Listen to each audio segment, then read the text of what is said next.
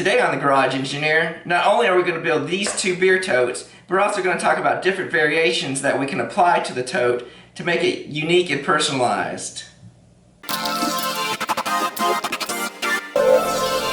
So last weekend I was asked to build 14 beer totes for a charity auction.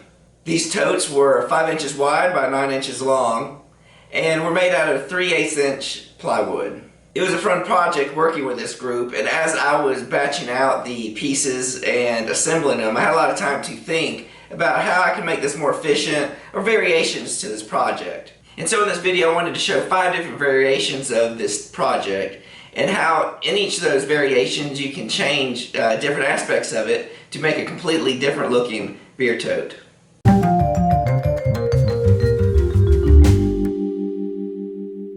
So now for this project, I'm going to use the CNC machine to cut out the end pieces on the wood. That's just because I like it. It's quicker, it makes the sizes more precise, and there's less sanding at the end. Now this project completely be done by hand, with hand tools, table saw, chop saws, whatever you have. It just will take a little bit longer because you have to sand to the line to make it to the right shape, which is not a problem. It just for this project, I'm going to do it this way.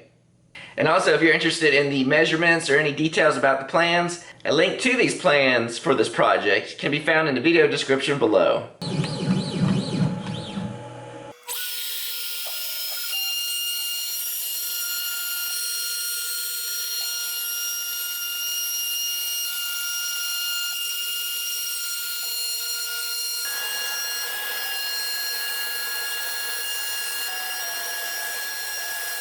It shows you CNC is not always perfect. The bit jumped the design right here and knocked it off here, and it somehow got itself back on the track a little bit. But what we'll do is we might be able to salvage, well, maybe not. We'll have to take a look at it. That piece just broke off, so we might have to just cut one piece by hand. But we got 3 other good ones out of it. And like I said, you can cut it by hand.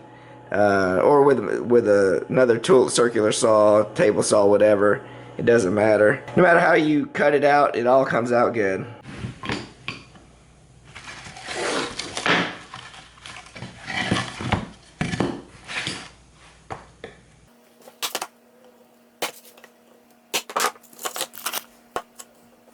Before we get too far into assembly, I wanted to show you that I pre-drill the holes for the handle. Now, these are pre-finished plywood on one side, so that's going to be the inside of the carrier, and the outside is where we're going to stain it, and that will be the outside. So we got to make sure we're on the side that's already been finished. And then we are going to bring the hole. This one's going to be half blind, which means the handle is not going to go all the way through. It's going to stop. We're going to go about 1/4 inch deep into the wood. And the other tote, we're going to drill all the way through to give us different options, and we can discuss about that. That's another variation that we have for later.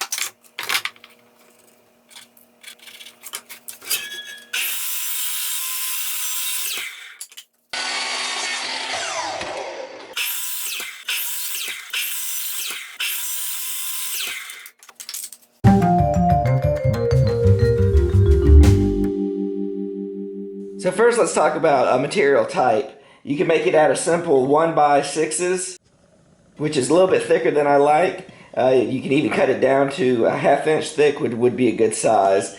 But you want to stick with that 1x6. That's the most efficient usage for it. This is MDF. This is 3/4 inch, but you could probably use a 1/2 inch MDF and it would be just the right thickness. And MDF is good to work with, but you can only paint it. You can't stain it. And what I'll be using today is what I like to use is plywood. This is actually Baltic birch. It's 13 layers of ply in here, and it makes a real good cut edge. design, so when you're looking at it, you don't have to finish it off if you don't want to, and it gives a nice little design. This can be stained or painted, so you get options of different ways to do that.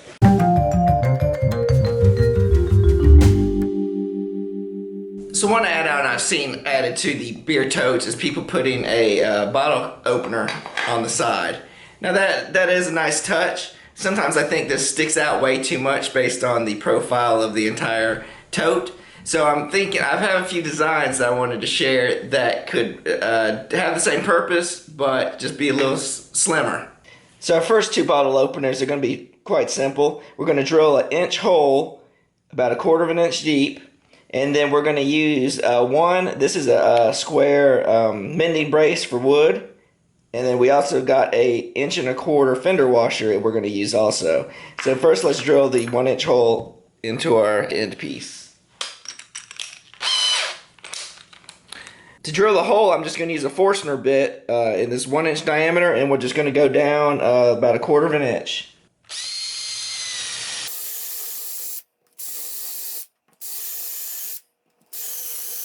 So now we just take our 1.25 inch fender washer and we line it up with the hole where we're going to put the screw at the bottom of the 1 inch circle.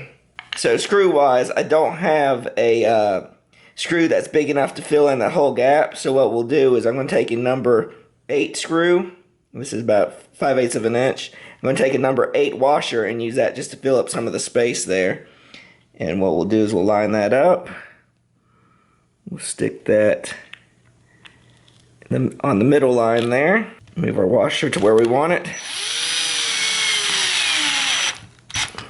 There you go. Drilling the 1 inch hole gives us a little space to put the cap in, and then we're using the washer as the leverage of where we're going to put the cap on it. So it fits really tight. I'm not going to do it right now because we got a couple more to go. But that's one way to do a very simple bottle opener, and it's very streamlined too, so it doesn't stick out as far. So another one I like because of the shape. These are mending braces, and all they are is just a bar stock of steel with 2 holes drilled in it. This is 2 inch long. So you're using the same 1 inch hole that's about 1/4 inch deep, but you want to give yourself about 3/8 of an inch from the top of the hole to the mending plate, and then that's where you're going to screw it to right there. So now we got the mending plate in place. It's 3/8 of an inch down. Again, I don't have a number 8 screw, so we're just using a number 6 screw with a number 8 washer. I need a number 8 1/2 inch long screw, which is what I don't have right now, but we'll use this temporarily.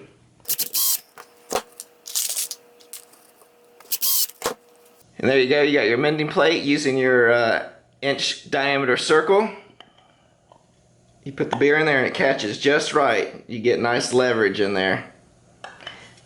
Now the benefit I like using these pieces instead of buying pre-made ones is that you can customize it, paint it however you want. So that's why I gave you these two options that you can find materials at any hardware store.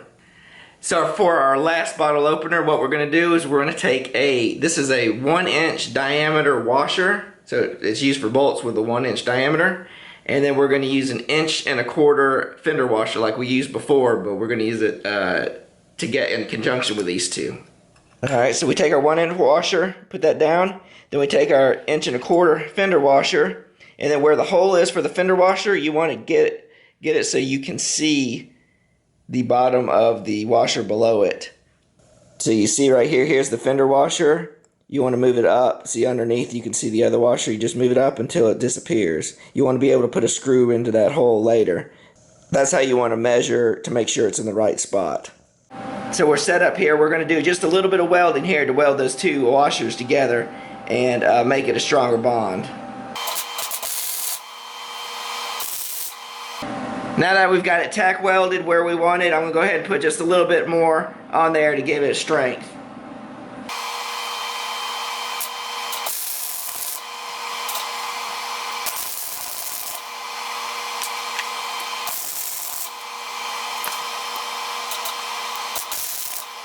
So to clean up the spot welds a little bit, we brought it outside and we're going to do a little bit of grinding to it.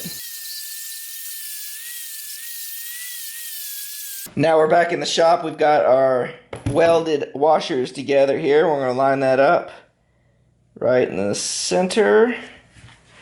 And we'll use the 1¼ hole, washer hole. And we'll screw it down. See how just a thin profile that is? It's just enough space to get your beer bottle in there, and you've just made your own bottle opener. So that's something you can work with. I know the welds weren't perfect, but you can always practice and make it a lot more finished look. But now you can spray it whatever color you want. You can do a contrasting color to the entire tote to maybe as an accent. But that's just another way to do a bottle opener without having to buy one of the bulky ones that stick out.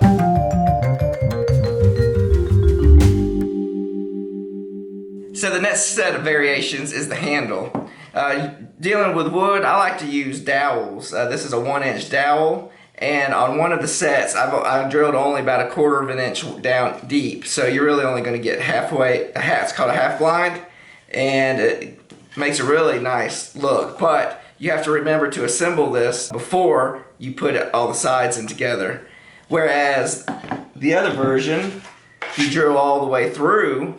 You could do something like an exposed end, and it just gives a different detail of what you're looking for. Also, the other benefit of having these holes is you can use other types of material, like big rope, or even another wood handle is you could just use a square block for a handle, and just kind of, without having to drill holes, you just put a block of wood in between and then just screw them from the sides. So there's a lot of different ways you can make the handle, and I'll show you 2 of them today.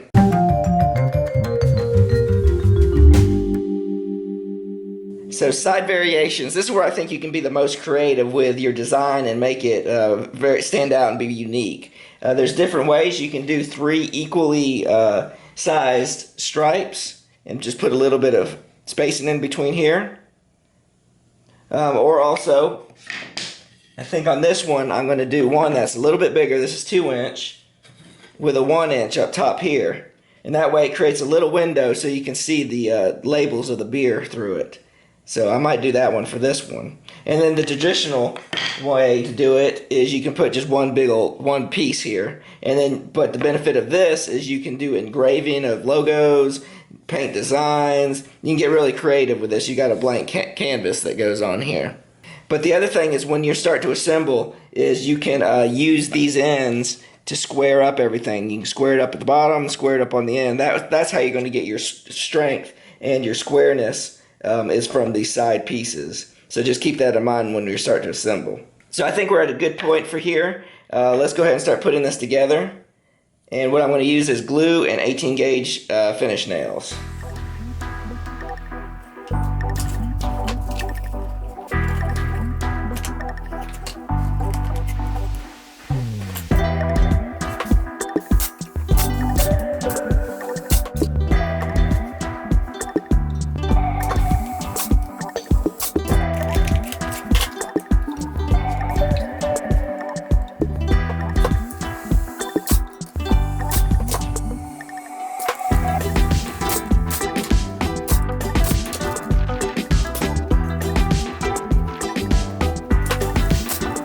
So for our other one with the through holes, I haven't decided what I'm going to do on the handle yet, but we can go ahead and put the front pieces on here.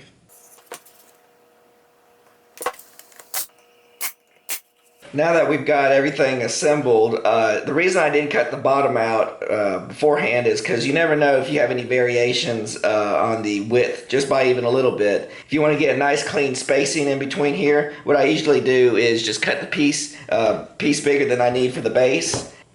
You set your tote in there, and then you can get a nice tight fit by just taking some measurements here, just marking out, using the box as a template. That way, if there's any inconsistencies, you can address it.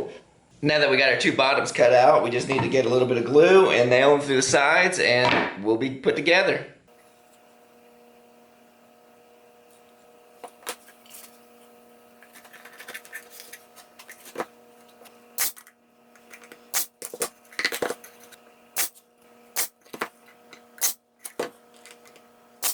So we got the bases attached to the totes, and I wanted to do a little bit of sanding before we get it into the finishing room.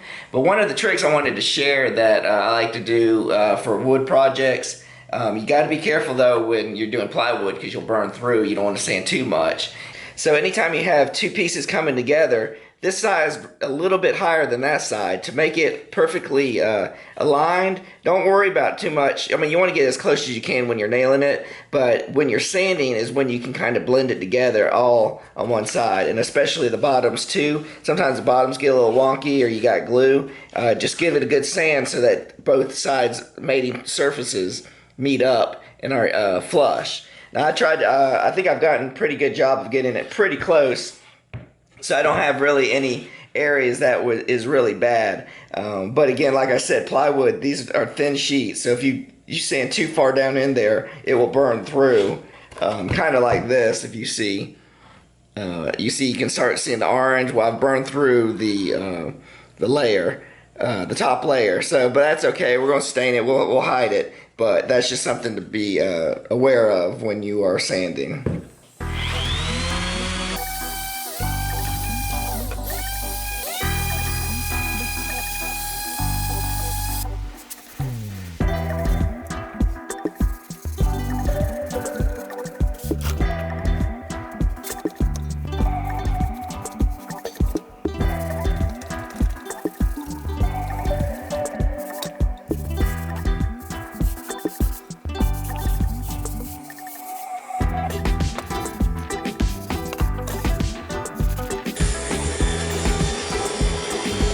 For the bottle dividers, we took 1/8 inch Luan and cut them down to 4.5 inch strips. Then we cut those strips into the dimensions, one long one and two short ones. Then using our crosscut sled on the table saw, we cut grooves so that the pieces can interlock to each other.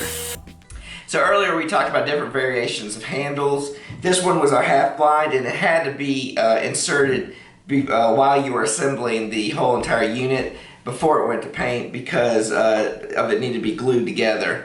But there are some handles that you can wait until after paint or stain and install the handle after that, like the through hole dowel, or what we're going to do on this one is do leather. So you definitely wanted to wait until after it was stained before you install the leather strap. So this piece of leather was a leftover cut from our boot box build that we did. We built a wooden box to put in the back of the SUV, and it had a leather top to it.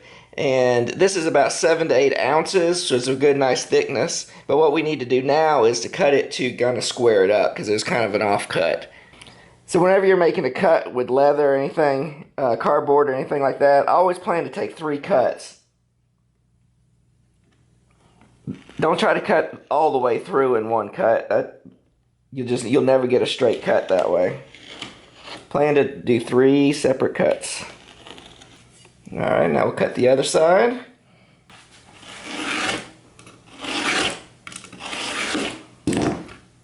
There you go, 3 cuts. Now that we got our leather piece cut to width and length, let's get it attached here. And what we're going to do is use rivets to adhere the 2 pieces together to link them. So this is how it's going to be there. So we need to go ahead and punch holes where we're going to put the rivets. So it's going to be interesting trying to hammer this together, but we'll get it. So this is just a hole punch.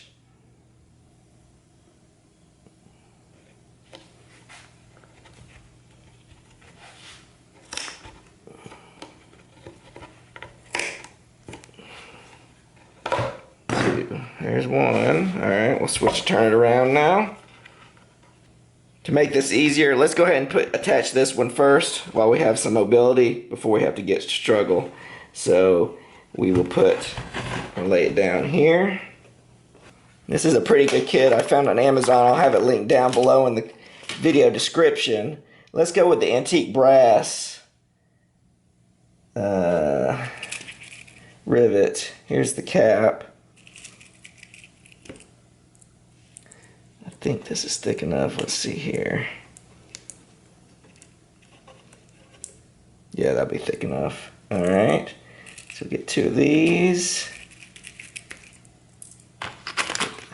Hammer. Set. All right, what I've learned is you put the good side down, which is the longer one. Put it down where you're hammering there. Because the back side's going to make the indentation here.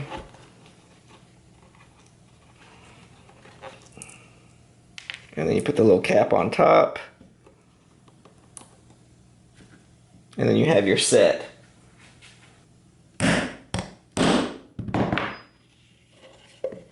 And there you have it. See, that's the clean side. The back side gets a little bit of an indentation in there. See, the back side has a little bit of indentation, but that's going to be on the bottom, so you won't be able to see it. Whereas the front side is nice and clean and round, so it's a lot more finished look. So that's, just remember that when you're doing your kits. Put the good face down. Let's do our second one here. Awesome.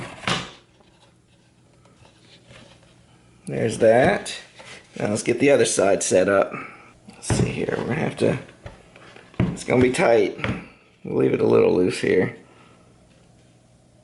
And I'm gonna cut a little bit off. Well, let's figure out where our hole's gonna go first, and then we'll cut a little bit off.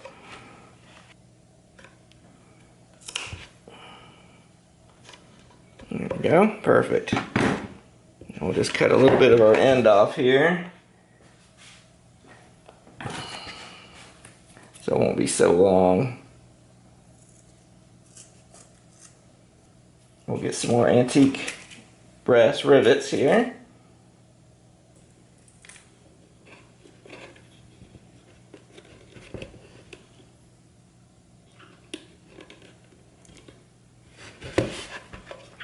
I don't know how well you can see, it's kind of dark in there.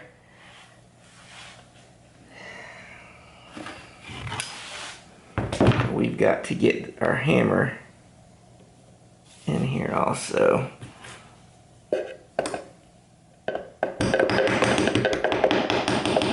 Just using the side of the hammer here just to get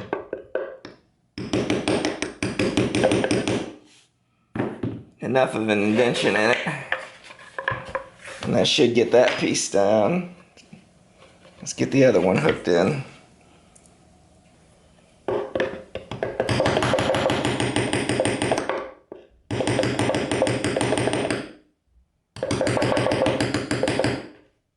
Awesome. Alright. We've got one handle for our tote. Perfect. So now we just need to reattach our bottle openers to the ends of our totes. I did want to show, I did get some new screws. These are actually brass, even though they're slotted head and they're not my favorite. Slotted head screws aren't, but they are solid brass and they are just half an inch. So it should be long enough to insert our bottle opener here.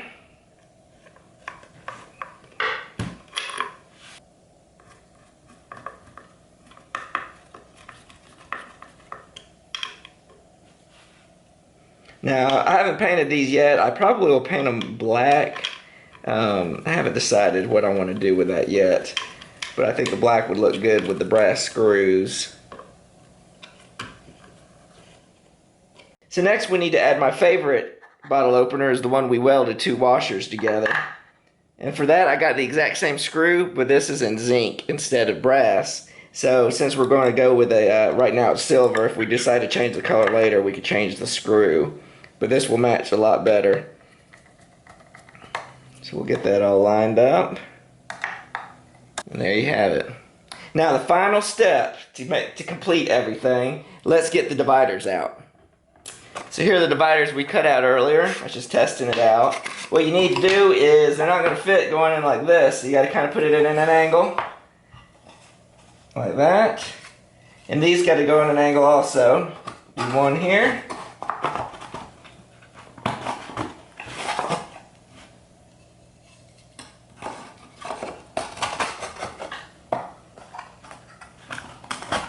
One just like that. Perfect. And then for this one, same thing. You got a little bit more room with a leather strap. Still put them in at an angle. Slide it in there. Perfect.